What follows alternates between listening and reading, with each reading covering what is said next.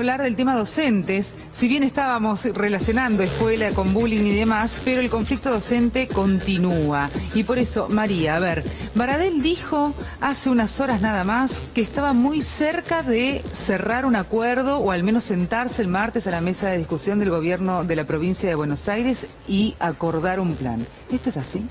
Bueno, creemos que lo que nosotros tenemos como expectativas, los trabajadores de la educación, es la misma expectativa social que se está generando ante un conflicto que parece no tener vía de salida. De hecho, venimos de una semana de una movilización nacional multitudinaria que significó, además del abrazo a la demanda justa de los planteos salariales de los docentes, también un abrazo a la escuela pública. Entonces, la expectativa con la que vamos a cada una de las reuniones con el gobierno de la provincia de Buenos Aires es que en el marco de la paritaria se puedan reconocer en una propuesta salarial cuestiones que hemos venido planteando desde comienzos de año y desde el año pasado incluso, que es por un lado el reconocimiento de la pérdida de salario durante el 2016. El 10%, exactamente. Y un aumento salarial considerando la proyección de la inflación en un 25%. Estos puntos, digamos, eran muy difíciles de trabajar en el marco de la paritaria, de las comisiones técnicas salariales, por una posición inflexible del gobierno, primero de no reconocer esta pérdida del poder adquisitivo. Recién en la reunión de la semana pasada comenzó, vimos la perspectiva de que esto se expresara en una propuesta salarial, que el gobierno reconociera la pérdida del poder del salario, digamos, durante el 2016. Y por otro lado, la otra diferencia tiene que ver con el techo salarial nacional, que también la provincia de Buenos Aires asumió como propio, que es el del 18%. Claro. Ambas cuestiones y a su vez cómo se traducen en una propuesta salarial, porque en general las propuestas anteriores fueron en 4 cuotas, el 18% en 4 cuotas o el 19% en 3 cuotas, a terminar de cobrarlas recién en el 2018. Lo que significa para los docentes es que hoy hay más de un 40% de docentes por debajo con salarios por debajo de la línea de pobreza. Por lo tanto, estas propuestas salariales siguen ubicando en el segundo semestre a docentes por debajo de la línea de pobreza.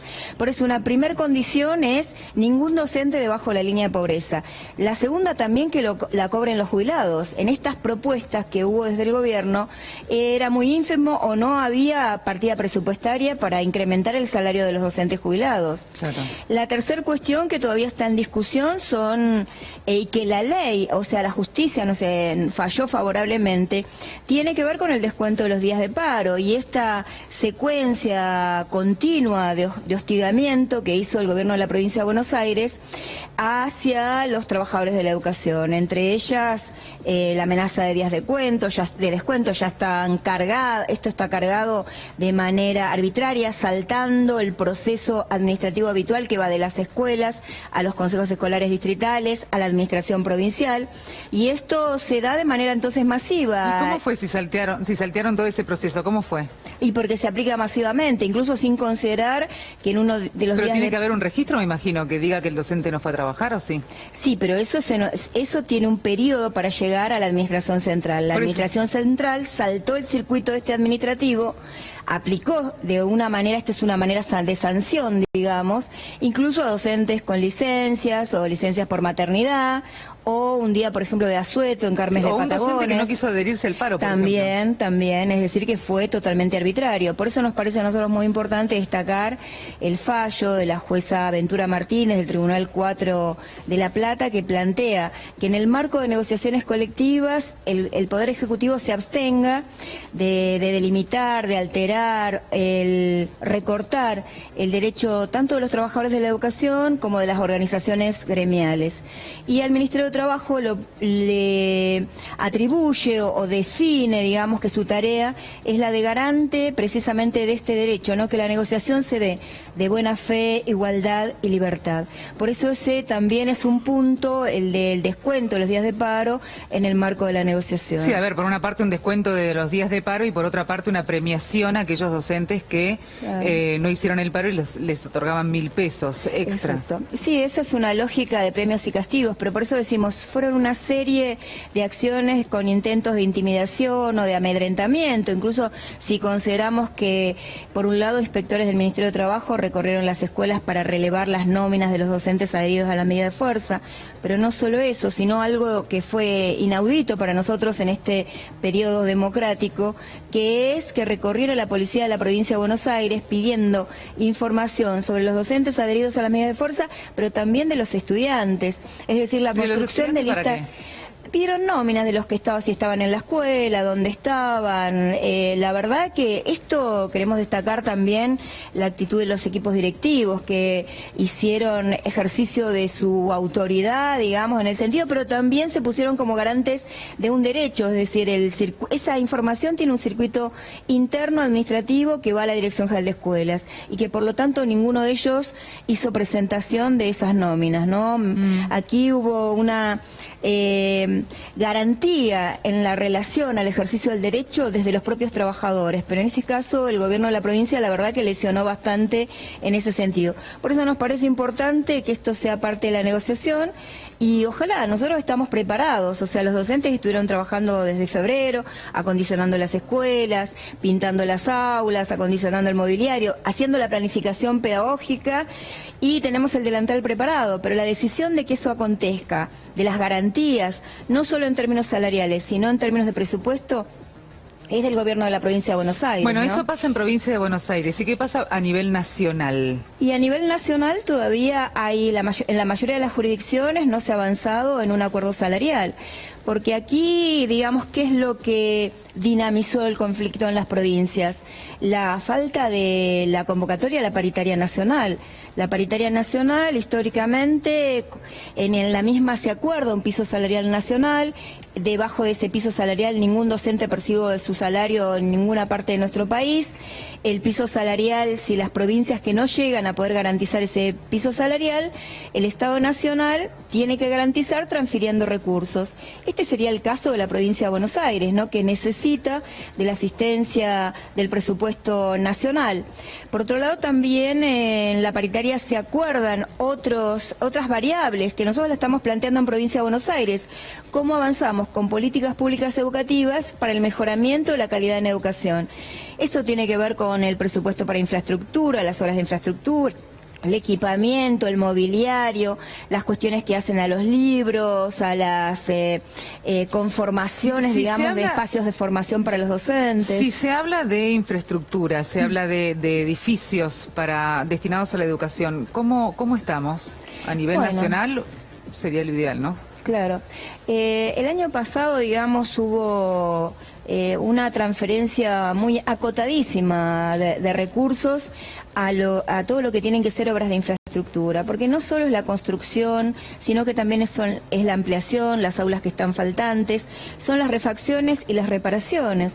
Hay un alto porcentual de escuelas de la provincia de Buenos Aires que tienen problemas de filtraciones, un alto porcentual de escuelas que tienen problemas de sanitarios, o de agua potable, o de cloacas, que requieren de un mantenimiento preventivo que no se hizo durante el transcurso del receso escolar.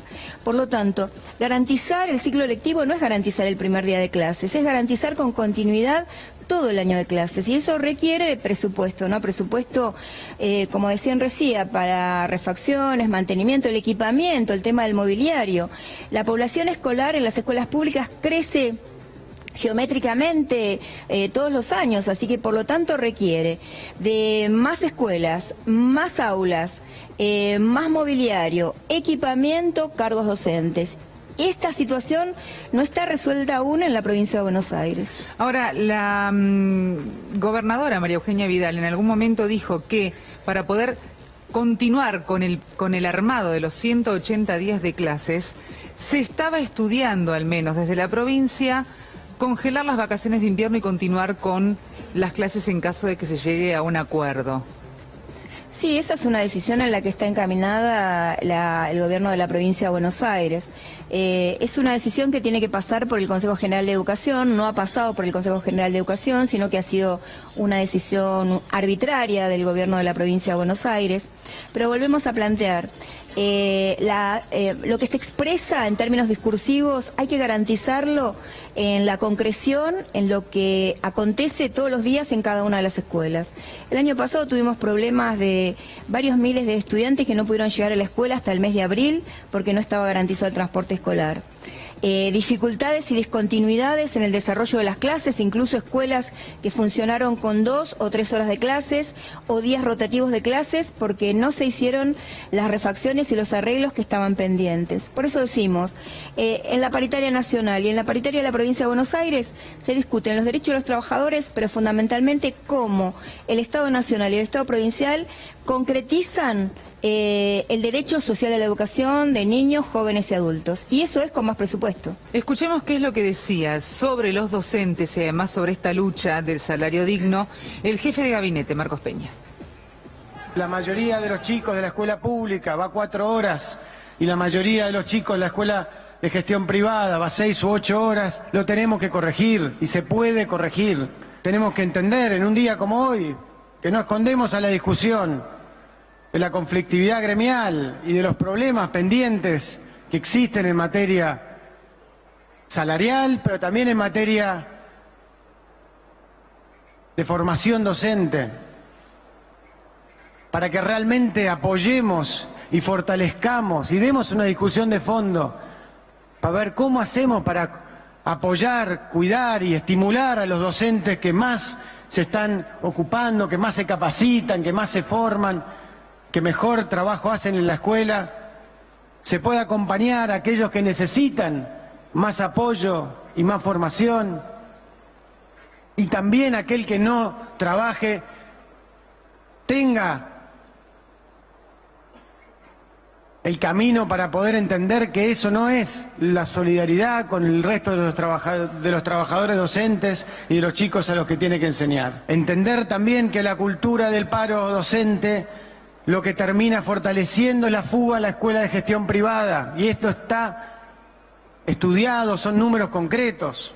De hecho, en la ciudad de Buenos Aires, ya hace varios años que no hay paro docentes, ha crecido la matrícula privada, la matrícula estatal sobre la privada, siendo uno de los pocos distritos que así ha ocurrido. Bueno, ahí escuchábamos al jefe de gabinete, Marcos Peña. ¿Es así? Por un lado, digamos, una cuestión que plantea ahí el jefe de gabinete está expresado en la Ley de Financiamiento Educativo que hoy está incumpliendo el Gobierno Nacional, porque una condición precisamente entre esta opción de lo público y de lo privado en muchas familias tiene que ver con la extensión de la jornada. La extensión de la jornada es parte de uno de los articulados en el marco de la Ley de Financiamiento Educativo, que se tiene que avanzar en las escuelas públicas en la extensión de la jornada, pero no solo en la cantidad de horas, sino en las actividades, programas y proyectos que se desarrollan al interior de esa extensión horaria. Y ahí, por ejemplo, el Gobierno Nacional no ha cumplido con garantizar los programas socioeducativos. Hubo un progresivo vaciamiento de los mismos. Por un lado, en la provincia de Buenos Aires se adeudó en el transcurso del segundo semestre 6 meses de salario a los docentes de los coros y orquestas, de los CAICAJ, que son centros de actividades infantiles, centros de actividades juveniles, que son programas que fortalecen el trabajo institucional. Es decir, en el caso de provincia de Buenos Aires todavía la diferencia entre los estudiantes que están escolarizados en el ámbito público y en el privado es 70% en la escuela pública y el 30% en la escuela privada.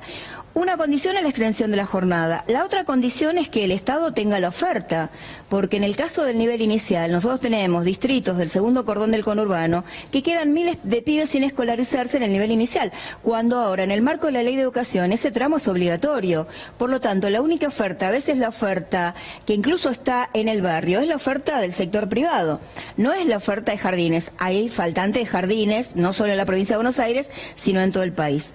¿Dónde se da la otra diferencia, digamos, en la educación secundaria? Por ley de educación, en el caso de provincia de Buenos Aires, la educación, en el marco de la Ley Federal de Educación, eran 9 años de escuela primaria 3 años de secundaria. La nueva ley de educación, ¿qué es lo que plantea? Los 2 años de nivel inicial, 6 de primaria, 6 de secundaria y 7 en el caso de educación técnica. ¿Esto qué requiere? Construcción de edificios, ampliaciones de edificios, más cargos docentes, más cargos directivos, garantizar lo que nosotros veníamos planteando, que en cada barriada haya un jardín, una escuela primaria y una escuela secundaria. Y hoy eso todavía no está garantizado. Entonces, la única opción en ese circuito que las familias muchas veces tienen, tiene que ver con el sector privado. Entonces, hay responsabilidades que tiene que cumplimentar para fortalecer a la educación pública los estados, el Estado nacional y el Estado provincial. Y eso tiene que ver con la definición del presupuesto. En el caso de la provincia de Buenos Aires... ¿Paran o no paran? No, eso incidirá tal vez en la decisión de los padres, pero no es la determinante de ese pasaje, entre comillas, que de manera alarmante está planteando, porque hay también una lectura y una concepción sobre la educación pública y la educación privada, porque cuando un presidente por primera vez establece esa diferenciación en términos discriminatorios respecto de la escuela pública, cuando dice que unos tienen como la oportunidad de ir a la escuela privada y para otros irremediablemente caen en la escuela pública, hay una acción descalificatoria de la escuela pública, no solo de la escuela pública, del trabajo de los docentes y también de la opción de los padres, porque lo que olvidan el presidente y el jefe de gabinete, que la escuela pública es una opción en la Argentina. Es una opción porque ha sido construido como derecho a partir de las políticas públicas, a partir de las leyes de educación que están vigentes y que se intentan incumplir y que incluso se intentan modificar. Silvia, ¿cuándo hace que sos docente? Hace ya desde los años 80 que soy docente. Soy directora de una escuela primaria en Florencio Varela. Esa escuela en los años 90 tenía 3 turnos, turno mañana, intermedio y tarde, con 3 horas de clase. Y yo tenía compañeras que tenían escuelas con 2 horas de clase, con 4 turnos, porque había un sobredimensionamiento de estudiantes en la escuela y faltante de edificios escolares. Recién nosotros empezamos a ver este dinamismo en la construcción y el dinamismo de la población escolar a partir de la implementación de la Ley de Educación y de la Ley de Financiamiento, que hubo construcciones de escuelas, ¿no? Eso es fundamental, por eso digo, es la presencia del Estado como garante de un derecho en todos los barrios, ¿no? Frente a la formación docente, ¿ha cambiado mucho cómo vos te formaste para ser docente a hoy, cómo se forman para ser docentes? Sí, se ha modificado. Primero porque los diseños curriculares se modificaron, hoy son de 4 años. Hay avanzado, digamos, la pedagogía, la ciencia, la investigación, así que hay otras herramientas teóricas para poder intervenir. ¿Sale más preparado que antes? Sale preparado de manera diferente, porque enfrenta una realidad diferente que la que enfrentábamos nosotros. Nosotros llegamos, eran tiempos todavía de la dictadura, hoy hay un marco democrático, hay realidades que impactan en la escuela, porque la escuela puede un montón de cosas, pero si no interviene el Estado, se limita el derecho a la educación de nuestros pibes y nuestras pibas. Si desde el año pasado los padres nos vienen a decir, mire señorita, necesito que inscriba a mi hijo, sea en el comedor, tanto en los más chiquititos como los jóvenes que van a la secundaria. O este año que vinieron a decirnos no podemos comprarle los útiles, no sabemos cuándo lo vamos a poder enviar. Si el Estado no interviene garantizando con políticas públicas el material didáctico, hay un montón de cuestiones que la escuela empezó a ocupar en términos sociales que habíamos dejado y habíamos empezado a poner como cuestión prioritaria lo pedagógico. Y eso hace también a la diferencia de poder pensar cómo mejoramos la calidad de la educación.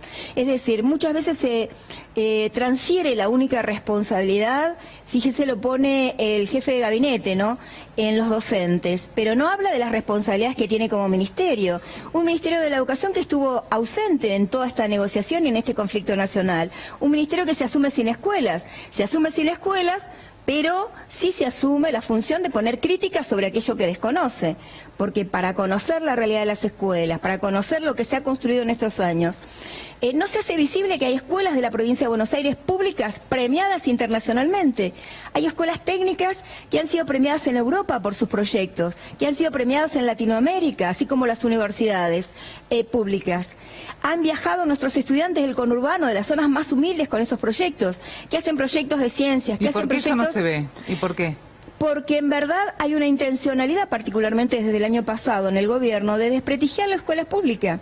Lo ha sido el operativo en el marco de las pruebas PISA, en las que intervino el gobierno nacional para excluir. Nosotros no estamos de acuerdo con las pruebas estandarizadas internacionales, pero el gobierno... ¿Por qué no?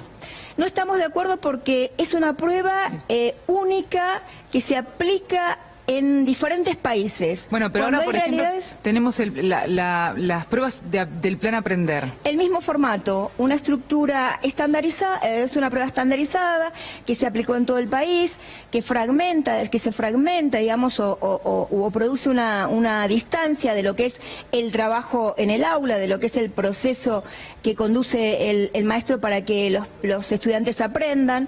Primero eran 24 ítems. No, era un multiple choice, 24 ítems en 60 minutos. Cada ítem tenía entre 3 y 4 respuestas. Es decir, lo único que había que hacer era como tirar rápidamente las respuestas. Y eso no es la información que la escuela necesita en términos pedagógicos para producir mejoras. Y no fueron las mejores condiciones tampoco para que nuestros estudiantes pudiesen trabajar en torno a esas pruebas. Es más, se han hecho visibles o anunciado datos en los que se han modificado las categorías en las que se agruparon las respuestas de los estudiantes. Silvia, ¿no? me encantaría seguir hablando, se nos ha acabado el tiempo. Espero encontrarme otro sábado con vos y charlar un poco más de educación. Muchísimas gracias. No, gracias a ustedes. Tomás, querido, ¿cómo te va? ¿Cómo andás, Javier?